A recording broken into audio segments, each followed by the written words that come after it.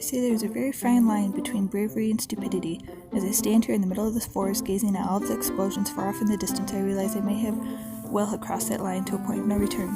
My name is Barry, I am 28 years old, and I could quite accurately be described as your ordinary, everyday guy. I have no talents, no particular skills, and no academic background. The only thing that defines me is my lifelong obsession to become a mage. Okay. That is what I've wished for ever since I was 5 years old. It has been my driving passion throughout my life, as I've constantly amassed knowledge about mages and traveled the world in the hopes of finding a way to make my dreams come true. After endless years of searching through dusty tomes and weathered parchments, I have finally found a way to do it. The catch? I need to first win a tournament against the most powerful mages in the world. Sounds crazy? It's probably because it is. But it is far too late to go back now. The only way that's left for me is forward. As I stand here knowing that it's no longer possible to return to my normal life, I can't help but feel quite excited about this whole thing. Maybe I really am completely out of my mind. I would have expected to feel at least a little bit scared about all this, but instead of that, I get this constant tingling sensation that won't go away. The feeling that I am closer to my dream than ever before in my life. All the terrible dangers that await me seem distant to me, and all I can really think about now is that at the end of the tournament, when I win this, I'll finally become a mage. There's an explosion, maybe a few hundred feet from my location. The fights have already begun, and one of them is much closer to me than I would have hoped. There's no way I can get in a fight with any of the mages at this point. I need to avoid combat for as long as possible if I am to survive until the end. I head in the opposite direction from where I've heard the explosion. As I'm heading toward the end of the forest, I start hearing voices. There are two mages talking in a clearing a few feet away from me. I hide behind a tree and take a quick glance toward the clearing. It seems the two mages have just finished fighting. One of them has the appearance of an ordinary thug. He's wearing a simple stained white shirt, leather pants, and a belt full of throwing knives. His untrimmed black beard hides a wicked smile. Just by seeing this confidence in his eyes, I can clearly tell he is the victor of the skirmish. The other mage is wearing heavy armor, but his shield lies on the ground beside him, and he is barely holding the sword anymore. Taking a closer look at the mage in armor, I notice his head is bald, his skin is dark, he is likely in his mid-40s, and he has a scar on his forehead shaped like an X. I've read of a mage matching this exact description who went by the name of Darren, and he was quite legendary, but would he lose so easily to some common thug? The mage in the white shirt answers my question as he addresses the one in the armor, while casually playing with one of his knives. The legendary mage, Darren, the survivor of the eastern continent, the healer in armor. They say you've traveled the world, saving countless villages from destruction, that you've once fought 10 rock golems by yourself only to defend a small child. I guess this goes to show you should never really trust legends, eh? I already knew of all those tales about mages as strong as giants were just ordinary codswallop. Hell, if all those legendary mages that join this tournament are as weak as you, I'm going to win this by sundown. Mwahaha! He starts laughing, but he suddenly stops. Wait, who's there? He says as he turns toward me. I quickly pull my head back behind a tree and press my back against it, trying to breathe as silently as possible. I know you're there, coward. Show yourself. I'll have one of my knives find you. Stay silent, show myself, or I have no reason to show myself to you.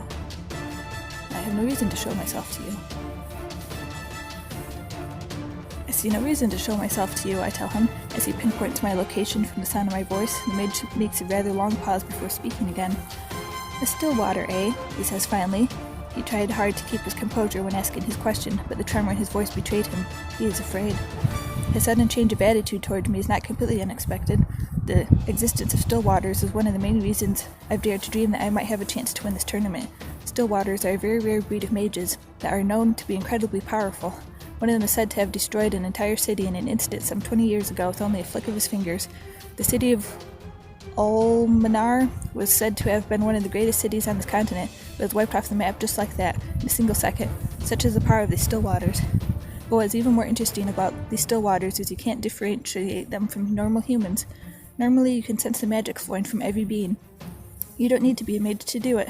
By sensing their magical aura, you can tell how strong mages are before engaging them in a fight. Well, that's useful. Stillwaters, however, have the same aura as normal humans, and if you were to run into someone that seems to have almost no magic in the middle of what is essentially the greatest mage tournament in all of history, what would you be more inclined to believe? An average human was somehow suicidal enough to join the tournament only to get massacred? Or that you're facing one of the strongest and rarest kinds of mages that exist in this world? You don't scare me, Stillwater. I'm going to fill you with holes and you'll end up begging for mercy. I bet your legends are no more true than they were for the sad excuse for a mage standing next to me. Give him until the count of 10 to retreat.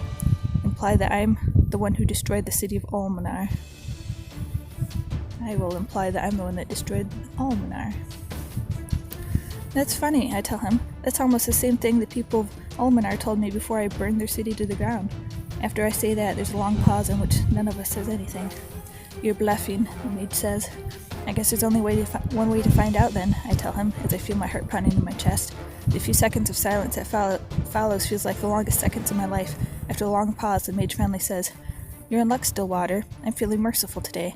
I'm going to be out of your hair just as soon as I finish this guy over here. You do that and you'll regret it, I say, without thinking. My last sentence seemed to have taken him aback. What, are you kidding me? You're going to defend this lowlife? If I have to? Do I have to?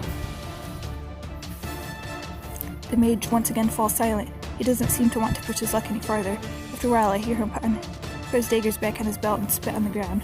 You'll remember this, Stillwater. Don't think I won't. You'll rue the day you've messed with Cutthroat Dave. And the same goes for you, Healer in Armor. I'll be seeing both of you again soon. After he finishes his speech, he turns away in disgust and heads into the woods on the opposite side of the clearing. Once I can no longer see the mage, I let out a big sigh. That was close. That was really close. I can still feel my heart beating rapidly in my chest. Do that and you'll regret it? What was I even thinking? Was I trying to get myself killed? This is the life and death tournament, Barry. This is no time for you to start playing hero. Oh, Barry, I'm a guy. Oh well. As I try to calm myself down, the mage in armor sheathes his sword, picks up his shield from the ground, and starts walking toward me. You had no obligation to save me, he says, but you did so anyway, at the risk of your own life. I cannot let such selfishness go unrewarded. I, Darren, vow this day that I will offer you my protection from this moment, and until the end of this tournament. Tell me, brave soul, what is your name? His speech took me by surprise. It's Barry. My name is Barry. Wait, your name's Barry? He tries to contain his laughter, but fails miserably. He's trying to sound solemn and dignified just a few seconds ago, but it seems it didn't really take him long to drop his act. Now that's the weirdest name for a mage I've ever heard in my life, especially for Stillwater. Do you have something you want to tell me, Barry? Tell him I'm actually an ordinary human. Tell him my parents had a weird sense of humor. They had a weird sense of humor. Yes, my parents had a really weird sense of humor. Speaking of names, aren't you supposed to be a hero of legend? How exactly does one as strong as you get bested so easily by someone named Cutthroat Dave? Oh, that. He is sounding embarrassed. You see, Barry, I may be powerful, but that doesn't mean I don't have weaknesses. It turns out one of those weaknesses is that I never really managed to master the shield spell properly. The shield spell? That one that casts an invisible protective layer onto yourself? Isn't that one of the first spells any mage learns? It is, but it's not like I can't cast it at all. I can defend from magic just fine. It's normal weapons I have a problem with. This is why I wear armor. This is why I use the sword and shield. I first started using them because I couldn't use the shield spell properly, but soon I started tailoring my magic around them, in my very fighting style. I found a master that would teach me to fight with weapons, and I used my magic to enhance them. Then after every fight, I just used my white magic to heal my wounds, like so. He demonstrated by raising his hands in the air and making a white light appear all around him. As the light shines, his wounds start closing and the blood fades away.